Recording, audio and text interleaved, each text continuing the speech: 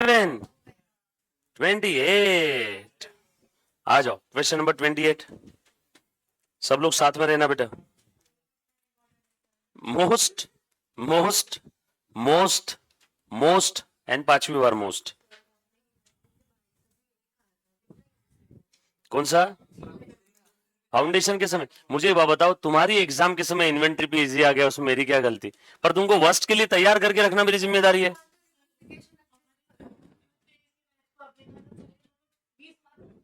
20 नहीं, 10 10 10 10 10। हाँ तो होता है ना, तो अच्छी बात है ना। मैं आपको वर्स्ट के लिए तैयार करके रख रहा हूं, बट ऐसा रेयरली होता है। फाइनल अकाउंट का नहीं आया होगा, बाकी टॉपिक आ जाते। कैश फ्लो तो हमने कितने जल्दी किया था। बस पेपर के अंदर में आना है, वर्स्ट के लिए तैयार हो जाओ। अगर तुम्हारे बैडलक बहुत ज्यादा अच्छे है तो कंसोलिडेशन में 23 वाला क्वेश्चन आ गया तो क्या करेंगे? पर उस समय तुम लोगों को सॉल्व करते आएगा। तुमने इसको अभी देखा है, एक बार तुम घर पे जाकर के देखोगे तो सॉल्व करते आएगा। और मुझे बताओ मैंने कौन सा रॉकेट साइंस यूज किया आज तक? जितना भी प्रिंसिपल्स मैंने यूज किए, लॉजिक यूज किए, वो सारे वही है जो तुमको पढ़ाए हुआ है। ऐसा अचानक तुमको ऐसा शॉक लगा क्या, अरे ये तो चीज हमको मालूम नहीं सर, नए रूल बता रहे अभी? ऐसा नया जब कुछ होने लगा तो समझ जाओ कुछ तो गड़बड़ है बॉस। जो भी चीज मैं तुमको बता रहा हूँ लॉजिकल है, हर चीज के पीछे डेबिट क्रेडिट का रूल ही यूज कर रहे हैं हम लोग। इसलिए मैं एंट्री भी पास करके बताता हूँ, रेक्टिफिकेशन एंट्री। एंट्री आपको पूछते नहीं है लोग, बट आपको पता तो होना चाहिए रेक्टिफिकेशन एंट्री क्या रहेगी उसकी। समझ में आया क्या? नहीं तो क्या था, 23 नंबर का क्वेश्चन मैंने पंकज को बोल दिया भाई डिलीट कर दे बुक से। तुमको घंटा समझ में आता? 31 की जगह कितने क्वेश्चन रहते? 30। किसी को कानो कान खबर भी होती क्या कि सर ने एक क्वेश्चन उड़ा दिया? क्यों, मॉड्यूल से तो अच्छे क्वेश्चन है, अपने 2 घंटे 1.5 घंटा बच जाता था ना। बट कैसा है कि टारगेट ये है कि सबको 60-70 प्लस आना चाहिए। कोई भी टॉपिक का एक भी चीज नहीं छूटा तो सबको कंफर्म श्योर शॉर्ट अच्छे नंबर आएंगे। अगर जो मैंने पढ़ाया वो घर पे सेम डे अगर आप रिवाइज करोगे तो। समझ में आया क्या? आ जाओ नाउ 28। क्वेश्चन नंबर 28 देखो मैं पढ़ रहा हूं, प्लीज ध्यान देना। क्वेश्चन इजी है बट इंपॉर्टेंट है। इंपॉर्टेंट किस सेंस में? एग्जाम में पूछे जाने लायक। अगेन एग्जाम क्वेश्चन है। Summarize balance sheet of the A Limited and its subsidiary B Limited as on 31st March 2012 are given below. Liability side में equity shares है, preference shares. अच्छा, आज तक प्रेफरेंस शेयर्स थे नहीं, इस बार प्रेफरेंस शेयर्स भी दिख रहे हैं। उसके बाद जनरल रिजर्व है, पीएनएल है, डिबेंचर्स है। डिबेंचर इंटरेस्ट अक्रूड है। अक्रूड मतलब क्या होता है बेटा? डिबेंचर इंटरेस्ट अक्रूड देना बाकी है। अगर ये इनकम अक्रूड होता तो लेना बाकी। यस और नो? अक्रूड इनकम होता तो इनकम रिसीवेबल, अक्रूड एक्सपेंस है तो एक्सपेंस पेएबल। कितना है देखना जरा, 1200। फिक्स एसेट है एट कॉस्ट लेस डिप्रिसिएशन।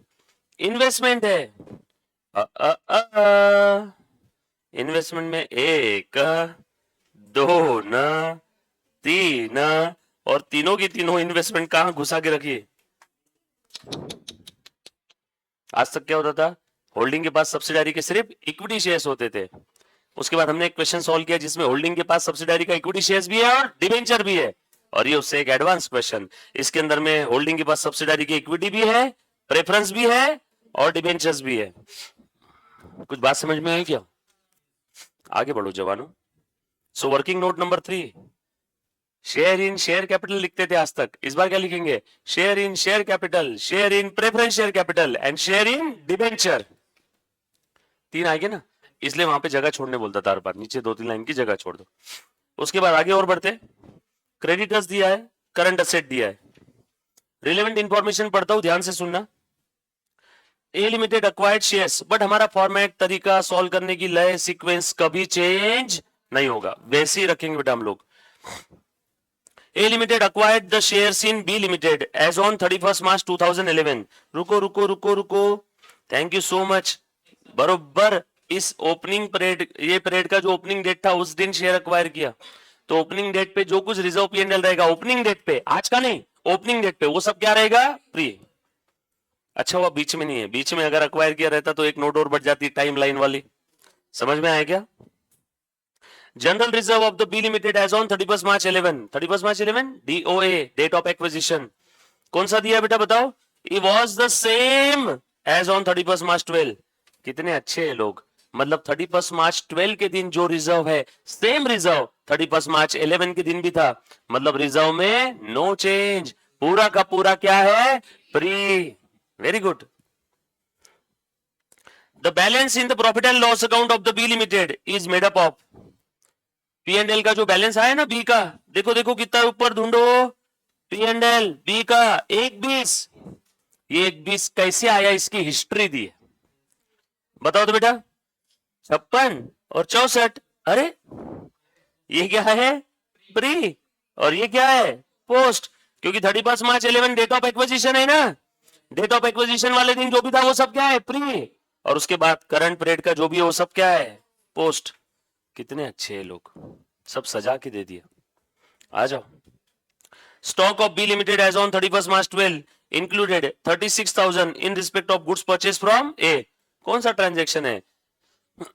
ए ने बी को बेचा, डाउनस्ट्रीम। ए होल्डिंग है, बी सब्सिडायरी है, ऊपर से नीचे आया ना माल, तो इसका जो भी प्रॉफिट रहेगा वो वर्किंग नोट 4 में एडजस्ट करना पड़ेगा होल्डिंग केस में। On which later company made a profit of 20% above cost। जल्दी जल्दी बताओ प्रॉफिट कितना है? 36,000 डिवाइडेड बाय 120 इंटू 20 कितना आया? 6,000। उस 36,000 में प्रॉफिट इंक्लूडेड है ना, 36,000 तो परचेज प्राइस सेल प्राइस है, मतलब उसमें प्रॉफिट घुसा पड़ा है, मतलब उसमें 20 इंक्लूडेड है, मतलब 36,120 है। तो बताओ 20 यानी कितना? 6,000। Balance in profit and loss account. बेटा आप सब लोग मेंटली यहाँ पे साथ में हो ना, प्रेजेंट हो ना, मन में कुछ और नहीं चलना चाहिए। अगर आपके मन में कुछ और भी चलता है तो आपको इस समझ में कुछ भी नहीं आएगा। आपको तन मन धन से यही रहना है, स्माइल देते रहना है चेहरे पे, और अपने आप को ऐसा बोल देना है कि बॉस जो कुछ है वो यही है।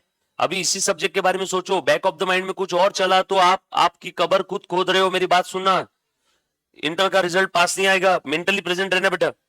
Balance in the profit and loss account of the B Limited as on 31st March 11 is after providing for preference dividend of 11,200।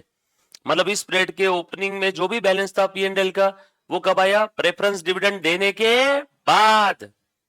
Preference dividend दे दिया, माइनस हो गया, सब कुछ हो गया, उसके बाद का बैलेंस है, ठीक है। And propose equity dividend of 10,000। मतलब इस पीरियड के स्टार्टिंग का जो प्रॉफिट एंड लॉस का बैलेंस है उसमें से प्रेफरेंस डिविडेंड भी माइनस हो गया और इक्विटी डिविडेंड भी माइनस हो गया। अब वर्किंग नोट 2 में फिर से प्रेफरेंस और इक्विटी डिविडेंड अलग से माइनस करने की जरूरत नहीं है, अगर आपने ये वाला बैलेंस लिया तो। बरोबर ना? अरे सुनो, 31 मार्च 2011 को जो पीएनएल का बैलेंस है वो पीएनएल का balance after preference dividend and after equity dividend है, ठीक है। And both of which were subsequently paid. अभी बोलने की जरूरत थी क्या? बाद में पे कर दिया, आप डिविडेंड डिक्लेयर कर दिया तो पे करते ही है, जबरदस्ती सेंटेंस बढ़ा रहे। Both of which subsequently paid but the proportionate amount, अभी इन्होंने लफड़ा किया, but the proportionate amount due to A limited was inadvertently credited by its to P and L. Inadvertently मतलब क्या? गलती से। मतलब इन्होंने खुद ही मान लिया कि पी एंड एल में क्रेडिट करना गलती था, मतलब इन्होंने खुद ही बोल दिया कि वो प्री था, मतलब वो पोस्ट नहीं था, प्री था। और प्री इन गधों ने गलती से कहां क्रेडिट कर दिया? पी एंड एल में। तुम बताओ रेक्टिफिकेशन क्या करोगे? वही पी एंड एल को डेबिट है ना वर्किंग नोट 4 में, और कॉस्ट ऑफ एक्विजिशन से क्रेडिट कम कर देंगे। होशियार बच्चे। No entries had been made in the books of A limited in respect of debenture interest. ओ ओ ओ, ये ही एक नया एडजस्टमेंट है।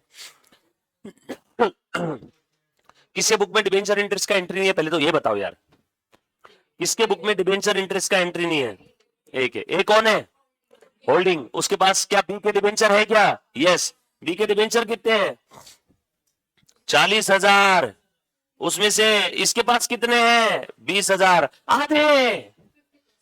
बोलो डिबेंचर इसका कितने अमाउंट है?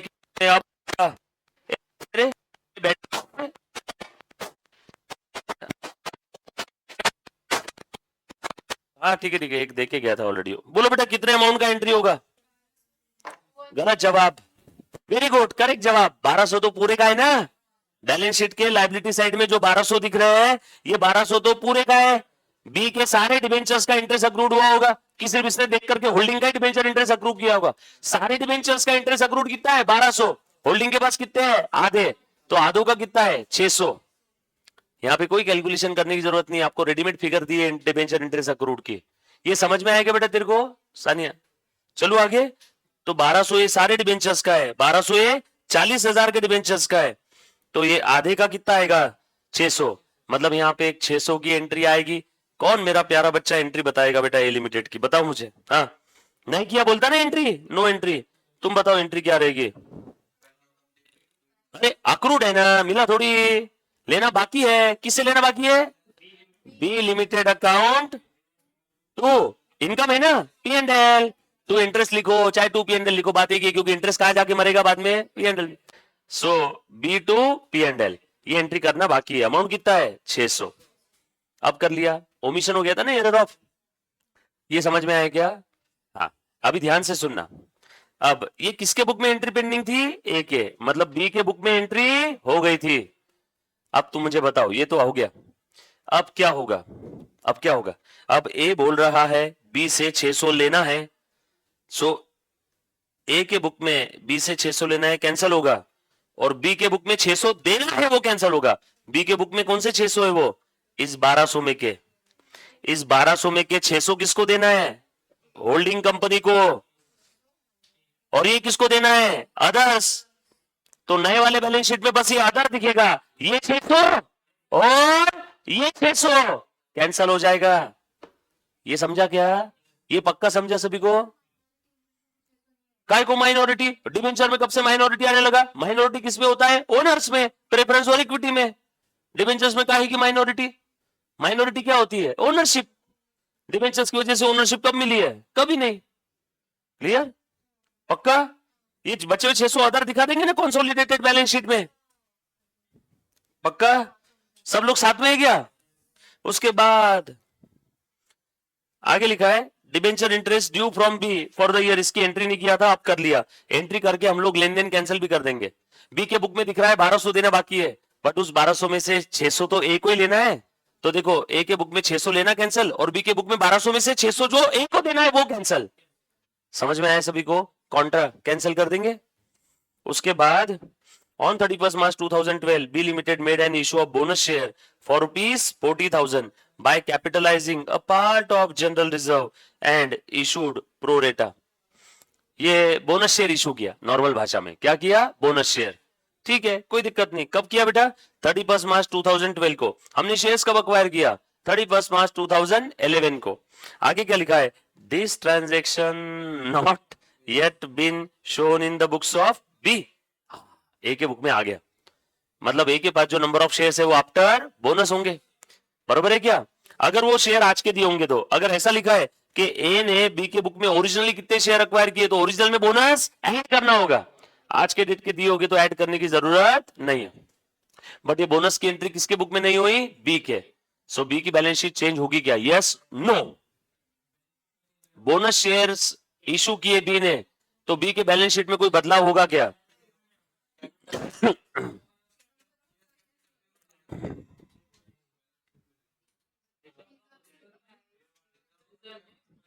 एक बच्चा हाथ उठा के बोलो, बदलाव बी की बैलेंस शीट में कुछ भी चेंज होगा क्या? यस और नो, दो ही ऑप्शन है आपके पास। यस, बी के बैलेंस शीट में चेंज होगा। यस, हाँ होगा। हाँ, तेरा बोल श्रद्धा। मैंने सिर्फ सवाल का जवाब पूछा, यस और नो। नहीं, ओके, श्रद्धा बोल रही नो। हाँ बोल। यस, चेंज होगा। करेक्ट आंसर इज चेंज होगा। होल्डिंग को अगर बोनस मिला रहता तो होल्डिंग के बैलेंस शीट में कोई चेंज नहीं होता। तब बोलो ना, मुझे अगर किसी कंपनी से बोनस शेयर मिल रहे हैं तो बताओ मैंने उसके लिए पैसे दिए? नो, फुकट में मिले ना। रिसीवर के बैलेंस शीट में कुछ भी चेंज नहीं होता, सिर्फ नंबर ऑफ शेयर बढ़ते। बट जिसने बोनस इशू किया, लिखा है ना यहाँ पे, बाय कैपिटलाइजिंग इट्स रिजर्व, तो चेंज होगा ना बैलेंस शीट में। उसका शेयर कैपिटल बढ़ेगा और रिजर्व कम होगा। चेंज हुआ ना नंबर में। टोटल की बात थोड़ी पूछा मैंने आपको, टोटल थोड़ी पूछा मैंने क्या बोला? बैलेंस शीट में चेंज होगा क्या? तो यस, तो जो कंपनी बोनस शेयर इशू कर रही है उसका रिजर्व कम हो जाएगा। बोनस की वजह से रिजर्व कम क्यों? क्योंकि बोनस कहां से दिया? रिजर्व से। और बोनस शेयर इशू किया तो शेयर कैपिटल बढ़ जाएगा। सो बी लिमिटेड का रिजर्व कम और शेयर कैपिटल बढ़ेगा। लेकिन एच होल्डिंग कंपनी के बुक में जो बोनस शेयर मिले उसकी नो एंट्री। समझ में आया क्या? अमाउंट में भी कोई चेंज नहीं, सिर्फ नंबर्स बढ़ेंगे, बट एंट्री उसकी कुछ नहीं होगी। बट जो कंपनी बोनस इशू कर रही है उसके बुक में एंट्री होगी कि नहीं? बायबैक में आपने एंट्री की थी बोनस की, भूल गए क्या? Security premium account debit, free reserve account debit, CRR account debit to bonus payable and bonus payable to equity share capital. Entry की थी कि नहीं? फिर ऐसे कैसे बोल रहे हो बैलेंस शीट में कोई चेंज नहीं होगा? जो कंपनी बोनस इशू करती है उसके बुक में एंट्री होती है, बट जिस कंपनी को बोनस शेयर्स मिलते हैं उसके बुक में नो एंट्री, क्योंकि बोनस शेयर फुकट में मिले, उसके लिए 1 रुपया भी दिया गया। सो रिसीवर के बुक में नो एंट्री, बट जो बोनस इशू कर रहा है उसके बुक में एंट्री होगी। और बोनस कौन इशू कर रहा है यहाँ पे? बी। और बी ने, गधे ने, एंट्री पास ही नहीं किया बोनस का। अब करना पड़ेगा क्या? चलो बी की बैलेंस शीट में क्या चेंज होगा बताओ? बोनस शेयर कितने के इशू किए? 40। चलो बी की बैलेंस शीट में क्या चेंज होगा बताओ? बोनस शेयर इशू किए 40, तो ये कितना हो जाएगा? 240। और ये रिजर्व कितना हो जाएगा बता बेटा? क्वेश्चन नंबर 28 ही चल रहा है ना? और ये कितना हो जाएगा? ये 80,000 है बच्चों, एक जीरो ज्यादा दिख रहा है वहां पे, देख लेना एक बार। और ये कितना हो जाएगा? 40,000। Balance sheet total remain same. ये करेक्शन नहीं है, ये करेक्शन नहीं कर रहा हूं मतलब मैं, ये सिर्फ मैं बता रहा हूं कि एंट्री कर देंगे तो नई बैलेंस शीट ऐसी बनेगी। क्लियर? चलो आगे। उसके बाद प्रिपेयर कंसोलिडेटेड बैलेंस शीट बनाओ जवानों, जल्दी जल्दी से। मैंने बोला था ना क्वेश्चन इजी है बट इंपॉर्टेंट है। इसमें एक ही एडजस्टमेंट थी, वो डिबेंचर्स इंटरेस्ट अक्रूड की, वो मैंने आपको बताई। चलो बाकी करो, फटाफट से फॉर्मेट बनाओ, लिखना शुरू करो। प्रश्न क्रमांक 28।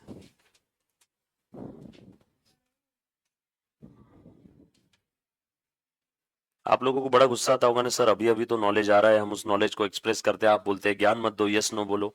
अरे मैंने अगर सबको बोलने की परमिशन दे दी ना तो भसंड हो जाएगा, फिर बैच के अंदर में सबके ओपिनियन और जबरदस्ती बैच कंफ्यूज हो जाती, इसलिए डिसिप्लिन जरूरी है। नहीं तो मैं सबको बोलने दे दूंगा ना तो कोई बच्चा जिसको डाउट नहीं है ना वो भी उसकी बात सुन के, मेरा डाउट ये है कि सर उसका डाउट क्या है, ऐसा डाउट नए नए आ जाते, तो जबरदस्ती कंफ्यूजन हो जाता है। सो इसीलिए कंफ्यूजन नहीं होना चाहिए, इसीलिए हम लोग क्या करते हैं, मुद्दे सूद बात करते हैं इंटर में। फाइनल में जाएंगे तब और भी ज्यादा मुद्दे सूद बात रहेगी, बिल्कुल फालतू की बात ही नहीं। फाइनल का बच्चा तो जोक पे भी नहीं हंसता, क्योंकि जिंदगी इतनी ले रही रहती ना उसकी, तो उसको कुछ हंसी भी नहीं आती, सब उसकी हालत खराब रहती, चश्मे का नंबर बढ़ जाता, गाल सूज जाते, बॉडी की तरफ ध्यान नहीं रहता, क्योंकि उसके पास समय ही नहीं जीवन में। बॉस की सुनो दिन भर, सुबह शाम टीचर की सुनो, खुद की सुन ही नहीं पाता वो बेचारा। खुद के हिसाब से कुछ होगा ही नहीं फाइनल में। फाइनल में आपके कितने मालिक रहेंगे सुनो, एक आपका एम्प्लॉयर 10-11 घंटे के लिए आपका जो मालिक रहेगा, बॉस एम्प्लॉयर आर्टिकलशिप वाली फॉर्म वाला, फिर दूसरे आपके टीचर्स फाइनल के, उससे आप बात भी नहीं कर पाओगे। फाइनल में जनरली सब बच्चे क्या करते हैं, 90% रिकॉर्डेड लेते, तो आपके खुद के हिसाब से क्या रहेगा, कुछ नहीं। उसमें भी आप स्ट्रेस में रहते हो तो आपके आसपास वाले आपसे चिड़चिड़ करेंगे, कभी कभी ऐसा भी होगा कि ध्यान ही नहीं देता, इतनी कौन सी आईएएस की पढ़ाई कर रहा है, तो थोड़ा बहुत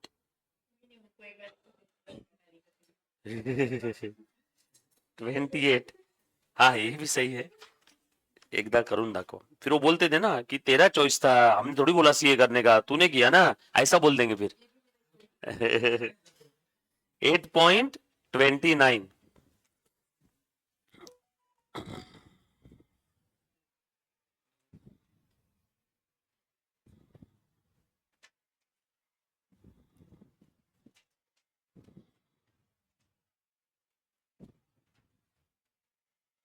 जब आपको फालतू जोक्स पे हंसी आना बंद हो जाए तो समझ जाओ तुम मैच्योर हो रहे हो,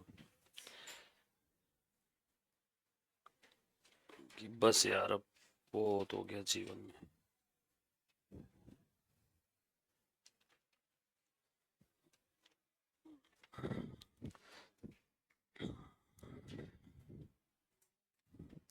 बट जैसा तुम लोगों को मैं डांट देता हूँ, सिर्फ लिमिटेड जवाब दो। वैसा मैं फाउंडेशन वाले बच्चों को बोलूंगा ना, भाग जाएंगे साले पहले दिन, हमको नहीं पढ़ना इस मास्टर से। छोटे बच्चे रहते ना बेचारे, उनका क्या खिलौना ले लिया तो रोना, तो वैसे टाइप की थोड़ी रहती। इंटर में आने के बाद बच्चे में अचानक से, तुम इंटर में आए, सिर्फ तुमको इंटर में आए भी 2 ही महीने हुए, पर तुम्हारे अंदर मैच्योरिटी 4 साल की आ गई। 12 दिन ही हुए ना, तो मैच्योरिटी तुम्हारे अंदर भी 3-4 साल की आ गई 12 दिन में। समझे क्या? पर वही फाउंडेशन वाले बच्चों को ऐसा नहीं डांट सकता मैं, ए बंद बोल जाता। इसलिए देखो फाउंडेशन में तुम्हारी हर हंसी मजाक वाली बात पे भी सुन के मैं हंसता था, हा हा हा हा, हंसी नहीं आई तब भी मस्त एकदम अच्छा बोला। पर अब असलियत तुमको जैसे समझ में अगर आई होगी तो ऐसा फाउंडेशन के बच्चों को नहीं बोलना, हाँ उनको बेचारों को रहने देना। चीटिंग क्या, मैं उस समय तुम्हें अगर मैं रिस्पेक्ट नहीं करता तुम्हारी बात को तो तुम, मुश्किल हो जाती थी ना फिर। बच्चों को सुनना पड़ता, थोड़ा लाड रखना पड़ता बच्चों का, बड़े होने के बाद लाड नहीं रखते ज्यादा।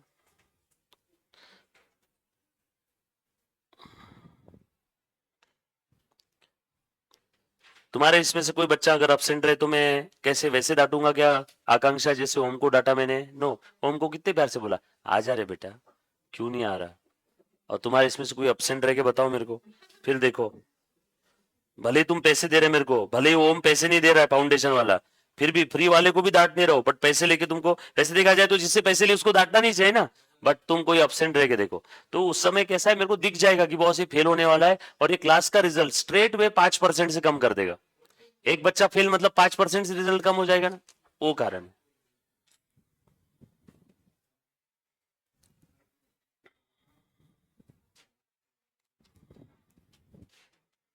चलो लो करो बेटा, सॉल्व करो फटाफट से, सारी चीजें लिखना शुरू करो।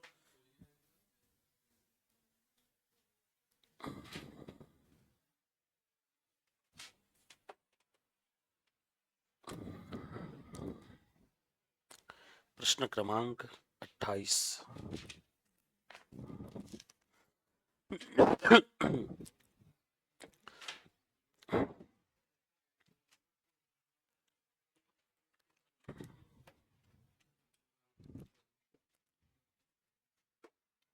पंकज ये लेक्चर ले लिए रोहित सारे इधर के?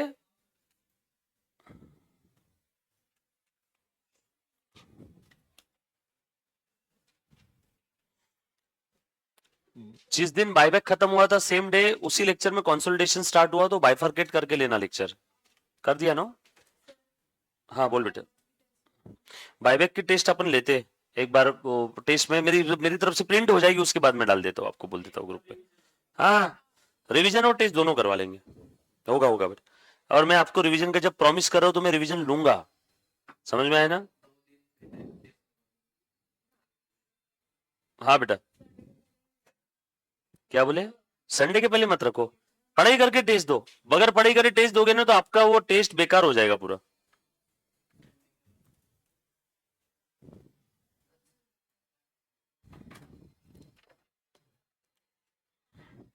चलो बेटा फटाफट से सॉल्व करो तो। आज 28 नंबर का क्वेश्चन पूरा सॉल्व होना चाहिए एटलीस्ट। तो कल क्या बचा अपना? 29, 30, 31 और उसके बाद एमसीक्यू। कमिंग संडे आपका लेक्चर रहेगा अकाउंट्स का।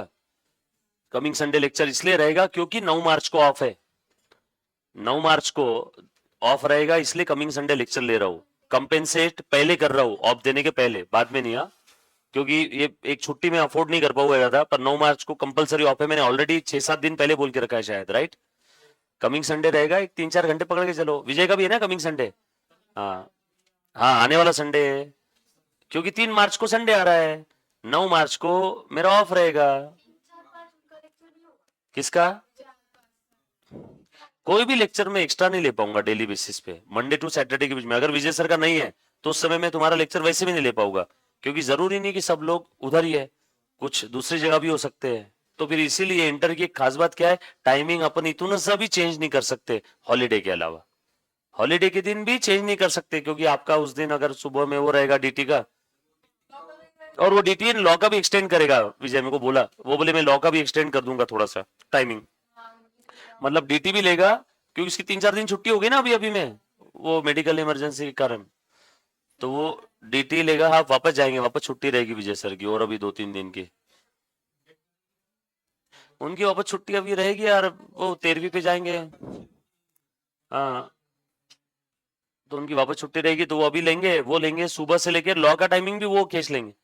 तो अपना तो रेगुलर टाइमिंग पे, या फिर लॉ के बाद में समझ लो अपना 1:30-2 बजे रख लेंगे। अगर विजय सर का नहीं रहता था तो मैं सुबह ले लेता था अपना लेक्चर, समझे क्या? बट उनका रहेगा, आपको सुबह आना ही है, तो सुबह एक बार आओगे प्रेस्टीज में तो अकाउंट्स भी लेके चले जाओ, ज्ञान थोड़ा सा साथ में, कहाँ एक सब्जेक्ट के लिए आते सिर्फ, है ना? तो अपना अकाउंट्स का रहेगा संडे को, और जो कि संडे को रहेगा इसीलिए 9 मार्च को नहीं रहेगा। बरोबर, ऑल सेट। चलो बेटा क्वेश्चन नंबर 28 सबने स्टार्ट कर दिया क्या? करो फटाफट से। लो यार मुझे बैलेंस शीट टैली करके दिखाओ 28 की डायरेक्टली, अब सारी एडजस्टमेंट बताई, अच्छे से करो, फुल स्पीड में। लो ना उठाओ, सबसे पहले नंबर का आइटम उठाना शुरू कर दो, एक एक एक एक आइटम उठाओ और सॉल्व करो।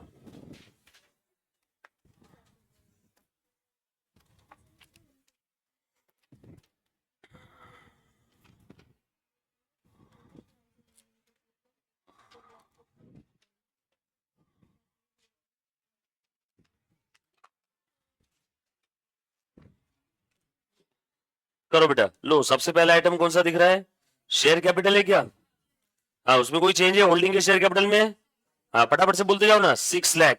सारे बच्चे बेटा प्लीज साथ साथ में रहना, कोई बच्चा मेंटली आउट तो नहीं हो गया ना, थके नहीं ना, हाँ बस 10-15 मिनट की बात है, फिर हो गया समझ लो क्वेश्चन सॉल्व। हाँ ले बेटा 6 लाख हो गया, टिक लगाते, बैलेंस शीट में 6 लाख पे। बी लिमिटेड का शेयर कैपिटल कितना है, जो बच्चा लाइव स्ट्रीमिंग देख रहा है, लाइव स्ट्रीमिंग का एक बच्चा गायब हो गया, बेटा प्लीज जाओ मत रे कहीं पे भी। बाद में बच्चे मैसेज करते सर इंटरनेट चला गया, ये हो गया, कुछ नहीं जाता है, फालतू बकर करना नहीं, चुपचाप से अटेंड करो पूरा लेक्चर। ऐसे कैसे इंटरनेट जाता रे, हाँ बोलो 2 लाख में कोई चेंज है क्या, चेक करो है, अरे डिबेंचर का कहां से आया, इक्विटी शेयर कैपिटल है ना 2 लाख का, बोलो बोनस, हाँ बोनस की एंट्री की बी लिमिटेड ने, नहीं की, तो नंबर ऑफ शेयर्स बढ़ेंगे क्या, हाँ बोलो कितने बढ़ जाएंगे, पहले वाले कितने थे 2 लाख डिवाइडेड बाय 10 यानी कितने थे पहले के 20,000, बोनस कितने इशू किए 40,000 रुपए के, डिवाइडेड बाय 10 यानी 4,000, सो 20,000, सॉरी यहां नहीं, यहां 20,000 प्लस बोनस कितने हैं 4,000, टोटल कितना हुआ 24। अच्छा 20 में हमारे पास कितना था बताओ तो, 20 में हमारे पास कितना था, पक्का कितना परसेंट हुआ 75, तो 24 में भी 75% कितना हो जाएगा 18, तो 25% 6,000। ये समझा, देखो नहीं समझा बेटा, हमारे पास कितना शेयर्स था बेटा, नहीं नहीं हमारे पास होल्डिंग के पास कितना था ये बताओ पहले, अरे वापस वापस सोच समझ शांति में, पहले सांस ले, प्रश्न की तरफ देख के बोल, मेरी तरफ देख के मत बोल, सारी फिगर बोल देगी तो कोई ना कोई एक फिगर तो मैच होगी ना, क्वेश्चन में देख और बता होल्डिंग के पास कितने शेयर्स है। माता रानी सब्सिडायरी कंपनी के इक्विटी शेयर्स जो है ना होल्डिंग ने खरीद के रखे हैं, होल्डिंग ने सब्सिडायरी में इन्वेस्टमेंट करके रखी, वो कितने हैं, दे रे पीछे से एक धन का उसको, होल्डिंग के पास सब्सिडायरी के कितने इक्विटी शेयर्स है, होल्डिंग के पास सब्सिडायरी के कितने इक्विटी शेयर है, प्रश्न में बैलेंस शीट में देख के बताओ,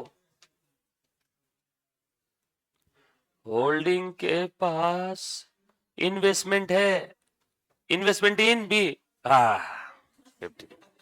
20 में 15 थे पहले, बोनस का इफेक्ट नहीं था इसमें, 20 में 15 कितना परसेंट हुआ 75%, तो बोनस के बाद भी हमारा रेशो सेम ही रहेगा ना, क्योंकि बोनस सबको मिलेगा प्रोपोर्शनेटली, तो बोलो कितना हो जाएगा फिर हमारे पास 18, पक्का, तो लिखो क्या यहां पे 18, पहले 15 प्लस बाद में 3 बोनस, बताओ माइनॉरिटी के पास कितने 6, बोलो टोटल कितना हुआ 100%, बोलो 75 और 25, लिखो अब शेयर इन शेयर कैपिटल, अब शेयर इन शेयर कैपिटल बहुत सारी चीजें यहां पे हमारे पास, तो शेयर इन, देखो बेटा share in share capital, share in, बोलो बोलो share in preference shares of B limited, फिर से share in debentures of B limited, भाई साहब मेरे पास तो बी के इक्विटी भी है, प्रेफरेंस भी है और डिबेंचर्स भी है, पर अभी बात किसकी चल रही है, सीक्वेंस मत तोड़ो, इक्विटी शेयर्स की, हाँ बोलो इक्विटी शेयर हमारे पास कितने बेटा बताओ 75%, 1,80,000, तो सिर्फ उतना ही लिखना 1,80,000, बाकी कुछ मत लिखना, पहले 15 थे बाद में हमें बोनस मिले, सर पहले के 15 में बोनस नहीं है क्या, नो, आ जाओ, उसके बाद बोलो बच्चे हुए किसके पास है, माइनॉरिटी, माइनॉरिटी के पास शेयर इन शेयर कैपिटल और share in preference share capital,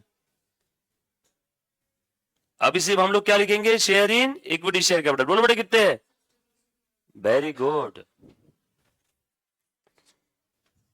टिक लगाओ, क्वेश्चन में जो 2 लाख दिख रहा है इसको टिक लगाओ, 2 लाख का कितना हो गया 240 ना,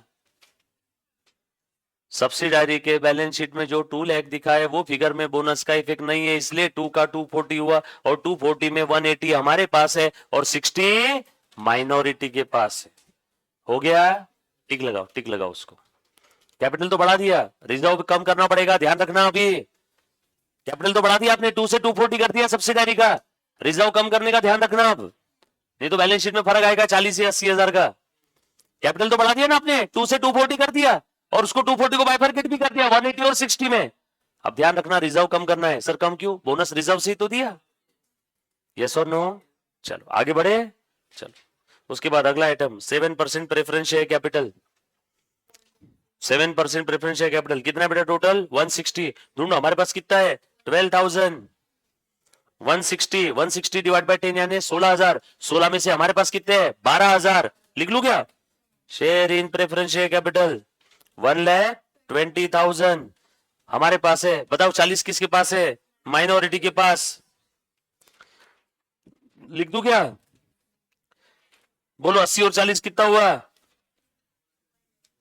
120 और 40 कितना हुआ? 160। 120 और 40 ना, 120 हमारे पास है और 40 माइनॉरिटी के पास। 120 40 160 टिक लगा 160 के ऊपर क्वेश्चन में। अगला आइटम हमारा रिजर्व पी&एल पहले लिख लो वर्किंग नोट 4 में। कितना है बेटा हमारा रिजर्व पी&एल? 1 लाख और 251।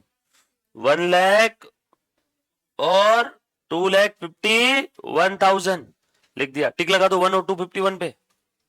उसके बाद सब्सिडारी का रिजर्व और पी&एल। सब्सिडारी का रिजर्व कितना है? 80,000 है बेटा। वो कितना है? 80,000 है। उसमें देखो एक जीरो थोड़ा ज्यादा दिख रहा है, उसको कट कर देना। 80,000 है बेटा। और सब्सिडारी का रिजर्व 80 और सब्सिडारी का पी&एल कितना है? 120। कर मुझे एनालिसिस करके बताओ। चलो रफ में। ओके प्री पोस्ट बताओ कितना आया? प्री पोस्ट रिजर्व और पी&एल का पूरा एनालिसिस करके बताओ। रिजर्व का मैं करके बता दूंगा। रिजर्व का मैं बताऊंगा। रिजर्व का मैं बताऊंगा। रिजर्व कितना दिया है प्रश्न में? 80 पूरा का पूरा प्री है। और इस प्री में से क्या दिया? बोनस। ये देखो बोनस कितने के दिए? 40 के। हाँ रिजर्व का मैंने कर दिया, पी&एल का तुम करो। दिया है? अरे पीछे दे दिया 56 और 64, वो भी मैच कर लेता। मोए मोए हो गया अपना। Balance P and L account.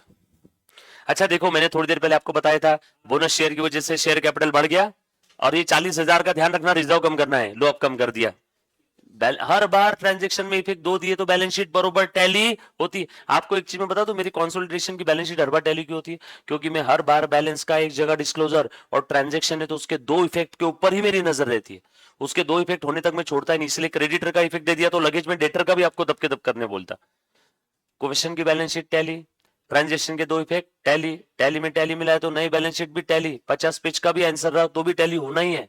कोई रॉकेट साइंस है क्या उसमें? समझ में आई बात सभी को? इसलिए देखो थोड़ी देर पहले शेयर कैपिटल बढ़ाया, सब्सिडायरी का 2 से 240 किया और बाद में फिर देखो अब सब्सिडायरी का रिजर्व कम कर दिया। शेयर कैपिटल बढ़ाने लायबिलिटी साइड बढ़ी और सब्सिडायरी का रिजर्व कम कर दिया, लायबिलिटी साइड कम हो गई, बैलेंस शीट वापस टैली। समझ में आया क्या? मैं हर एडजस्टमेंट के बाद मन में सोचते रहता हूं हर पिछले सारे एडजस्टमेंट के 2 इफेक्ट दिए कि नहीं दिए, दिए कि नहीं दिए। अगर 2 इफेक्ट कहीं छूट गया तो आपका बैलेंस शीट टैली नहीं होगा। बैलेंस शीट टैली नहीं होने के पीछे इस ब्रह्मांड में सिर्फ 2 वजह है। पहली वजह कैलकुलेटर में कुछ मिस्टेक कर दिया टाइपिंग करने में, और दूसरी वजह आपने डेबिट क्रेडिट का इफेक्ट सही से नहीं दिया। 2 इफेक्ट। इसके अलावा अकाउंट्स में कोई तीसरी वजह हो ही नहीं सकती बैलेंस शीट टैली होने की। सर ओमिशन हो सकता है ना? ओमिशन मतलब आपने क्लरिकल एरर कर दिया, कुछ तो फिगर नहीं लिया, ज्यादा लिया, कम लिया, या फिर आपने डेबिट क्रेडिट का इफेक्ट प्रॉपर नहीं दिया। इसके अलावा और कुछ है क्या? समझ में आया सभी को? कभी कभी कुछ बच्चों की क्लरिकल एरर क्या होती है? इनर कॉलम की टोटल आउटर कॉलम में लेते समय गलती कर देते और वो सोचते कुछ तो गलत हो गया। वो कौन सी एरर है? Clerical error. और कुछ बच्चों का डेबिट क्रेडिट में वांधा है तो वो कौन सी एरर है? Principle error. समझ में आया क्या? आ जाओ चलो अगला पॉइंट पढ़ो बेटा। जनरल रिजर्व हो गया, पी&एल भी हो गया क्या? 6% डिबेंचर। पी&एल में सर कुछ एडजस्टमेंट है, आएंगे तब दिखेंगे ना आगे।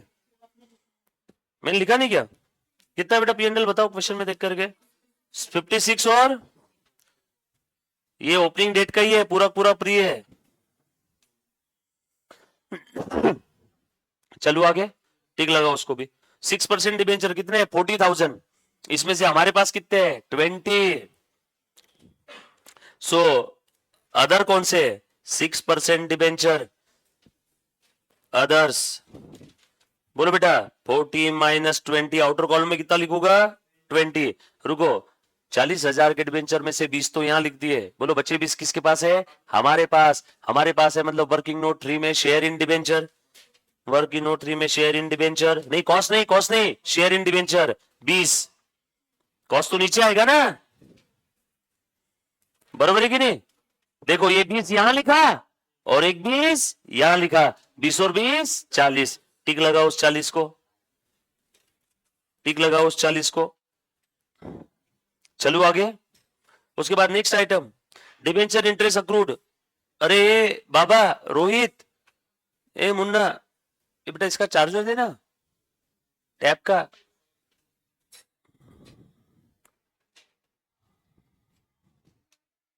जल्दी जल्दी।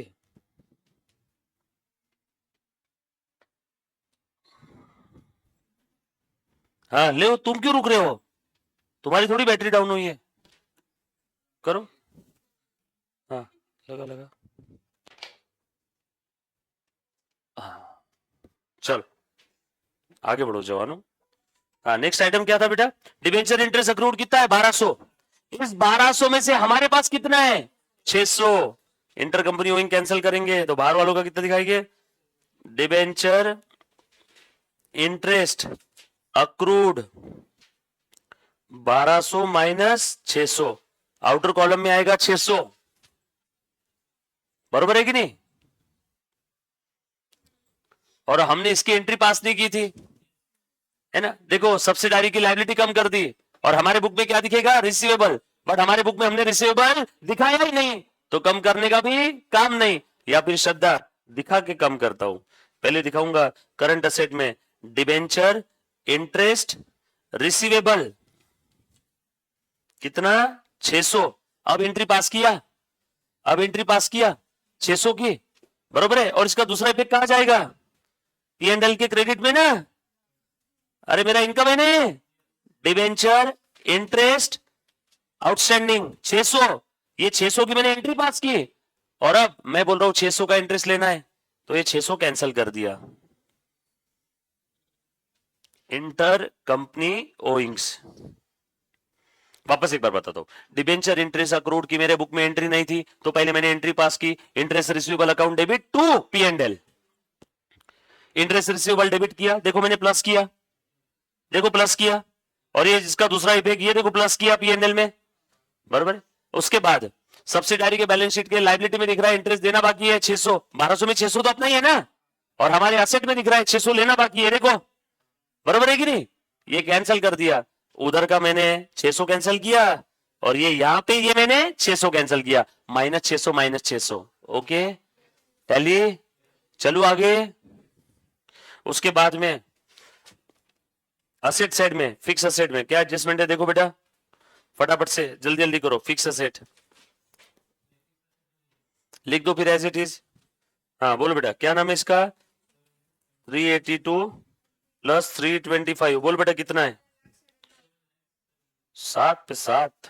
हाँ उसके बाद इन्वेस्टमेंट, इन्वेस्टमेंट लिखो 15,000 इक्विटी शेयर्स, भले ही हमें बोनस शेयर मिले होंगे, भले ही 15 के 18 हो करेंगे, बट हमारी कॉस्ट ऑफ एक्विजिशन स्टिल कितनी है? क्योंकि बोनस तो पॉकेट में मिला ना, कॉस्ट थोड़ी लगी, तो 330 लिखू क्या? कॉस्ट ऑफ एक्विजिशन में अब देखो मेरे पास कितनी सारी कॉस्ट है।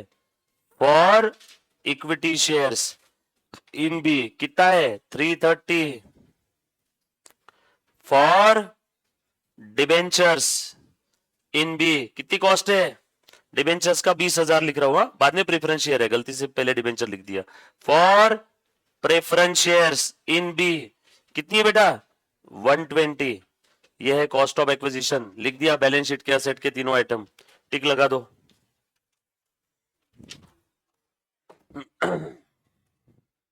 टिक लगाओ बेटा। उसके बाद क्रेडिटर्स भी है यहाँ, तो क्यों क्रेडिटर्स में कोई एडजस्टमेंट है क्या? लेन देन लेन देन लेन देन लेन देन चेक कर लो, चेक कर लो, कोई एडजस्टमेंट है? नो, नो एडजस्टमेंट, जोड़ दो क्रेडिटर्स एज इट इज। कितना है बेटा बताओ मुझे जोड़ के? ओके छोटी मोटी आइटम आप जोड़ लिया करो। क्रेडिटर्स सारे बच्चे, लाइव स्ट्रीमिंग वाले बच्चे बेटा जवाब देना। वेरी गुड, एक बच्चा गया था वापस आ गया, रियलाइज हो गया रहेगा उसको कि बॉस मन नहीं लग रहा है, कंसल्टेशन कर ही लेता हूं। 2,50,000 8,000। हाँ, करंट असेट जोड़ दो। करंट असेट में कोई एडजस्टमेंट है क्या, चेक कर लो। है ना सर, काफी सारी है, प्लस 600 माइनस 600 है। उसके अलावा बाकी लिख लो current asset. Other current asset कितनी बेटा, 2,85,000 प्लस 348,200। बोलो बेटा कितना आया? -6,000। और कौन सा है, कहा है, दिया है क्या? करो -6,000 स्टॉक रिजर्व। और स्टॉक रिजर्व का दूसरा इफेक्ट दो, रुको भूलो मत, तुरंत दूसरा इफेक्ट दो। किसने कमाया ये? होल्डिंग ने। लिखा है ना यहाँ पे, ये देखो, stock of B limited on 31 March 2012 included 36,000 in speed of goods purchase from A. Holding ने कमाया। Unrealised profit, stock reserve, holding का प्रॉफिट किधर है? ये लो, स्टॉक रिजर्व -6,000। 6,000 के दो इफेक्ट दिए ना, जब तक दूसरा इफेक्ट दिए नहीं तब तक रुकना नहीं बेटा। चलो करो टोटल आउटर कॉलम में अदर करंट असेट की बताओ। 6,27,200 लिख दिया सभी ने। हाँ चलो अब नीचे की सारी एडजस्टमेंट देख लो, और कुछ बची है क्या? पहली एडजस्टमेंट है, दो हो गई, दूसरी हो गई ना जनरल रिजर्व की, तीसरी हो गई, चौथी हो गई स्टॉक की, पांचवी balance in profit and loss account of the B as on 31st March 11 is after providing for preference dividend of 11,200। अच्छा, डिविडेंड प्रोवाइड भी कर दिया, पे भी कर दिया, इक्विटी डिविडेंड भी प्रोवाइड कर दिया, पे भी कर दिया, but subsequently paid but proportion amount due to A limited was inadvertently. हाँ, ए ने क्या कर दिया गधे ने, जो कुछ मिला ना फ्री से वो सब पी एंड एल में क्रेडिट कर दिया। करो ठीक इसको, तुम लोग करो।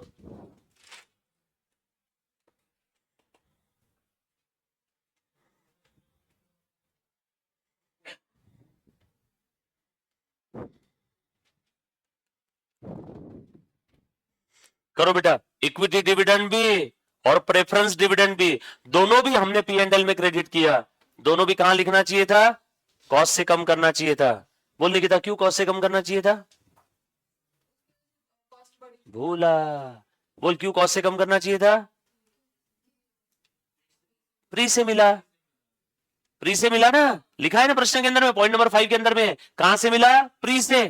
प्री से मिला, वो कहां पे आना चाहिए था? कॉस्ट से कम। इन गधों ने क्या कर दिया? इनएडवर्टली पी एंड एल में क्रेडिट किया। समझ में आया क्या? हाँ तो फिर बोलो, कर चलो कम करो। होल्डिंग के पास कितना शेयर है? 80% या 75? हाँ तो 75% ही लेना, पूरा डिविडेंड मत लिख देना। ये देखो मैं यहां से कम कर रहा हूं, देख रहे बाबा, जिसको नहीं मालूम। हाँ,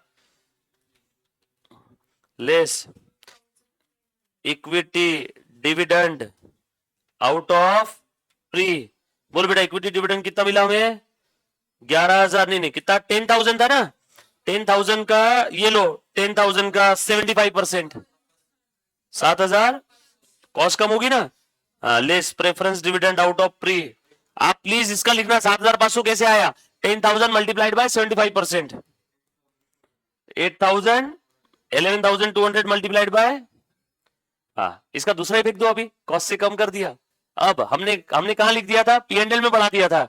कम करो पी एंड एल से, equity and preference dividend out of pre. बोलो बेटा कितना था? 8,400 प्लस 7,500, ये थी ना दो फिगर ऊपर की, 8 और 7 15। बोलो बेटा कितना आया? 15,900। हटाओ यहां से। डैन डैन, दो इफेक्ट दे दिए मैंने, दूसरा इफेक्ट छोड़ना नहीं कभी भी। बच्चे थक जाते तो दूसरा इफेक्ट भूल जाते हैं। हाँ कुछ तो भी लिखा ही है, दूसरा छोड़ दो, वैसा नहीं करना। हाँ और बताओ, दैट्स इट। कोई एडजस्टमेंट बची है क्या, मुझे बता दो एक बार।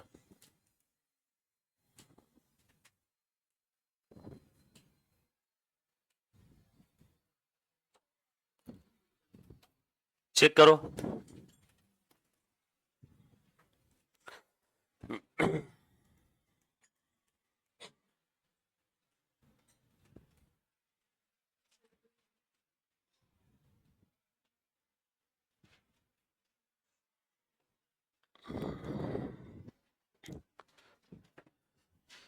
मैंने बच्चों को एडजस्टमेंट बची है क्या ये बताओ बोला। ये तुम लोगों ने लॉ नहीं पढ़ा क्या बे? तुम्हारा लॉ का कौन सा टॉपिक चल रहा है अभी? नाम बोलो। फॉर्मेशन ऑफ कंपनी चल रहा है। बाकी रिजर्व वगैरह ये सब प्रेफरेंस शेयर्स वगैरह कुछ भी नहीं आएगा अभी तक। ओके, तो तुम नादान परिंदे हो। चलो अब ध्यान दो। एज पर द प्रोविजन, मुझे एग्जैक्ट याद नहीं, respective provision of the Companies Act and as per AS 21, एक चीज बता रहा हूं, लाइफ टाइम ध्यान रखना। बस वही, वैसे क्वेश्चन खत्म हो गया, 99% खत्म। बस 1% एक ही चीज बता रहा हूं, जब कभी भी कोई कंपनी प्रेफरेंस शेयर इशू करती है, बचपन में सभी ने पढ़ा है। देखो यहां तक ये सब क्वेश्चन समझ में आया क्या? हो गया समझ लो, बस अब कोई नया पॉइंट नहीं, ऐसा घबराओ मत, चेहरे पे ऐसे गुस्से वाली शक्ल मत लेके आओ, बहुत इजी पॉइंट बता रहा हूं। बचपन में सभी ने सीए फाउंडेशन लॉ पढ़ा है। प्रेफरेंस शेयर मतलब कौन से प्रेफरेंस शेयर होते बताओ, अगर कुछ बोला नहीं तो। Cumulative, unless otherwise specifically given, preference share means cumulative preference share, ये तो मालूम है सभी को। क्यूमुलेटिव का मतलब क्या होता है, अगर इस साल प्रॉफिट होने के बावजूद भी अगर आप लोगों को डिविडेंड नहीं मिला तो अगले साल का प्लस पिछले साल का दोनों भी मिलेगा। तो जब कभी भी कोई कंपनी प्रेफरेंस शेयर यानी क्यूमुलेटिव प्रेफरेंस शेयर अगर इशू करती है और उस समय अगर कंपनी के पास प्रॉफिट है, तो AS 21 और कंपनी लॉ की प्रोविजन क्या कहती है कि उस कंपनी ने अभी से फ्यूचर के प्रेफरेंस डिविडेंड के लिए प्रोविजन करना चाहिए। फ्यूचर के प्रेफरेंस डिविडेंड के लिए अभी से क्या करना चाहिए, प्रोविजन करना चाहिए, क्योंकि वो क्यूमुलेटिव है। फ्यूचर में अगर प्रॉफिट नहीं रहा, बरोबर है क्या, या प्रॉफिट कम रहा तो भी हमें डिविडेंड तो देना ही पड़ेगा, नहीं रहा तो देने की जरूरत नहीं, कम रहा तो देना पड़ेगा। और वो कब देना पड़ेगा, क्यूमुलेट होकर आगे कहीं ना कहीं तो देना है। सो आपको ये तो बताए देना ही पड़ेगा।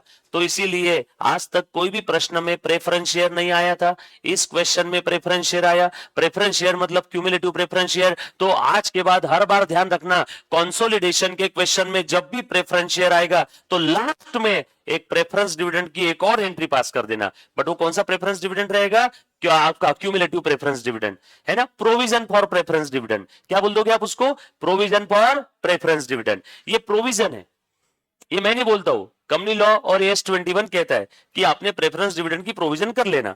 चलो बताओ तो, सब्सिडारी कंपनी के प्रेफरेंस शेयर्स कितने बताओ अब, ये प्रोविजन है, देना बाकी है, अभी तक दिया नहीं है। चलो बताओ कितने प्रेफरेंस डिविडेंड है, मैं ब्लैक कलर के पेन से लिख रहा हूं, बोलो बेटा कितने प्रेफरेंस डिविडेंड है सब्सिडारी के, 12,000 है।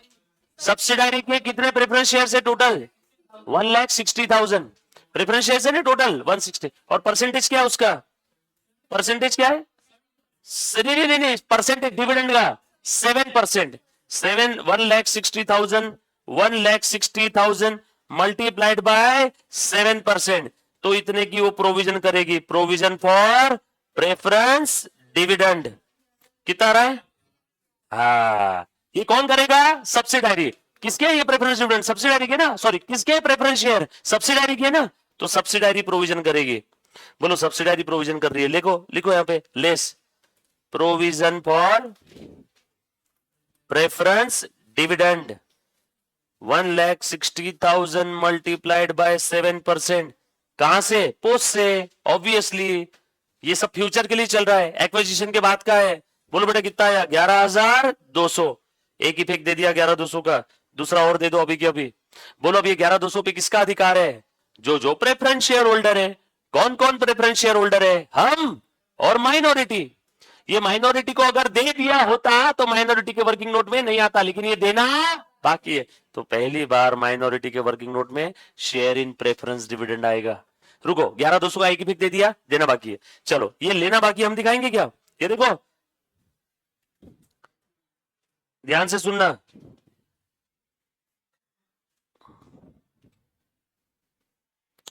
Share in preference dividend post में है ना, 11,200 का कितना परसेंट आएगा, हमारे पास कितने परसेंटेज प्रेफरेंस शेयर से बताओ, परसेंटेज प्रेफरेंस का 75 है क्या, 16 में से 12 कितना परसेंट हुआ, 11,200 का 75%, बोलो कितना आया, 8,000 प्लस कर दिया, मिलेगा ना हमें पोस्ट पीएनएल में। अब ये हमें मिलेगा इसलिए हमारे पीएनएल में ऐड कर दिया, और बचा हुआ किसको देना बाकी है, देना बाकी है, सेटल नहीं हुआ है। ये देखो माइनॉरिटी में point D, share in preference dividend, share in preference dividend, share in preference dividend. बोलो बेटा कितना आएगा, 11,200 का 25%। बोलो बेटा कितना आया? Very good. अब हुआ ये क्वेश्चन समाप्त। अब यहां से क्लरिकल वर्क है, फटाफट से मुझे एक एक टोटल करके बताओ। करो जल्दी जल्दी से प्यारे बच्चों। Working note 1 close, working note 2 close करो। 80 में 40 गए, 40 40 56 96 96, एकदम चाय चाय चाय। हाँ 64 माइनस 11 जल्दी कर। 53 52 800 करो। 52 800 है क्या? हाँ ले चल 75 25 कर। हाँ एक सेकंड के लिए ये ले, हो गया एक सेकंड।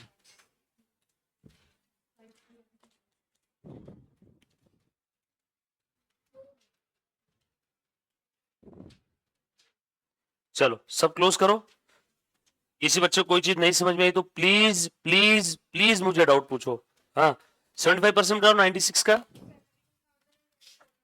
72,000 एंड हाँ 0 0 हाँ 39,600 और 13,200 बरोबर है। चलो दे दो सारी figure. 72,039,600 share in pre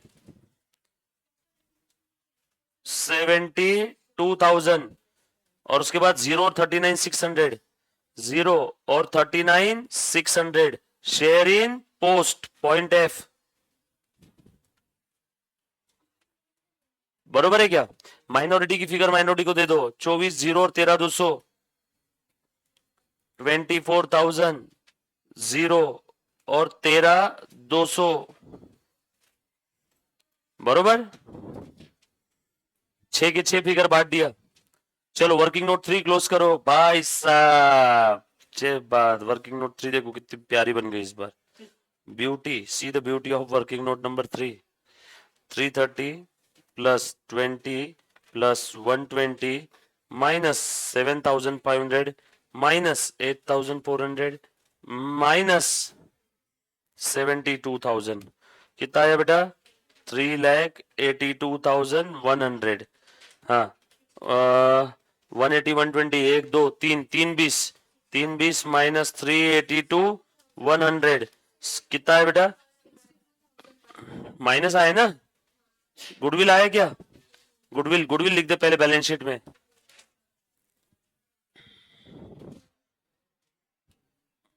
working note number 3 62,100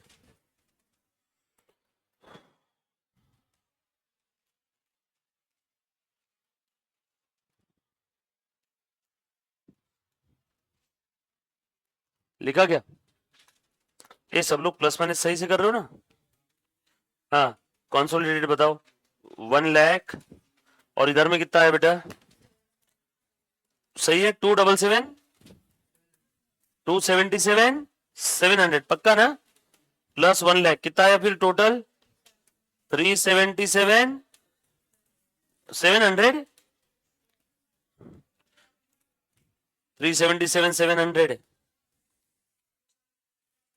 377 700 capital reserve नहीं है ना इस बार। Working note 2 close 3 close 4 close 5 की टोटल कर रहे बेटा 1 लाख पक्का क्या? ऐसी राउंड फिगर आ रही तो सही लग रहा है मेरे को। बटन ठीक से दबाए ना बेटा, नाक मत कटवाना मेरी इस पर। हाँ हो गया क्या? करो बैलेंस शीट की टोटल करो। करो लायबिलिटी की टोटल 6 और 3 9 10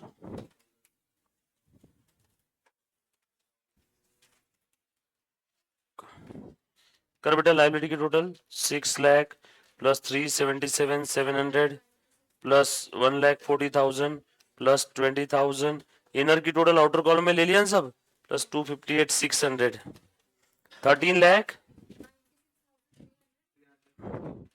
350 नहीं आ रहा है बे 300 आ रहा है।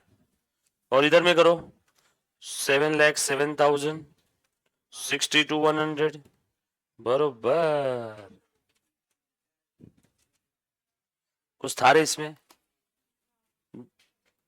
Easy question. हाँ, वर्किंग नोट 4।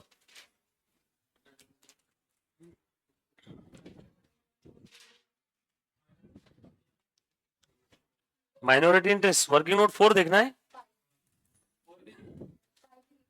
5 भी दिखाओ, 4 भी दिखाओ।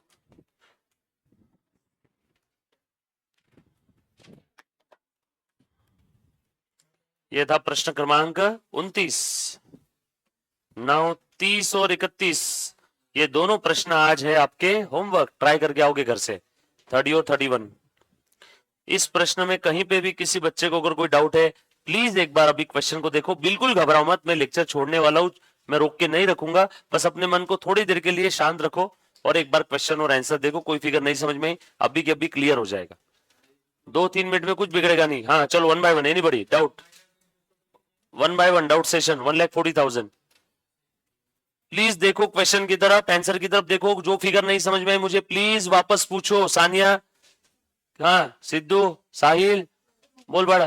हाँ, आखिरी के 2 प्रश्न जो बचे, बस 3 बचे। 3 प्रश्न होमवर्क। 29, 30, 31, 3 मत करो यार। 29 और 30 2 ही ट्राई करो, एक ही ट्राई करो। 29 बस, और अच्छे से ट्राई करके आना। ओनली 29 ट्राई करना है। एक बार क्वेश्चन की तरफ देखो, आंसर की तरफ देखो।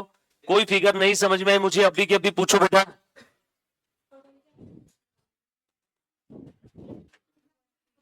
कौन सी वाली बेटा? बैलेंस शीट की टोटल 1396,300। कोई फिगर नहीं समझ में, सर आपने एडजस्टमेंट क्यों लिया? क्वेश्चन की तरफ देख करके बताओ। मैं कोई एडजस्टमेंट इंडिविजुअल वापस भी बता सकता हूं अगर किसी बच्चे को डाउट है। प्लीज देखो, आप अभी एडजस्टमेंट की तरफ देख लोगे क्वेश्चन की तरफ तो मैं अभी के अभी बता सकता हूं।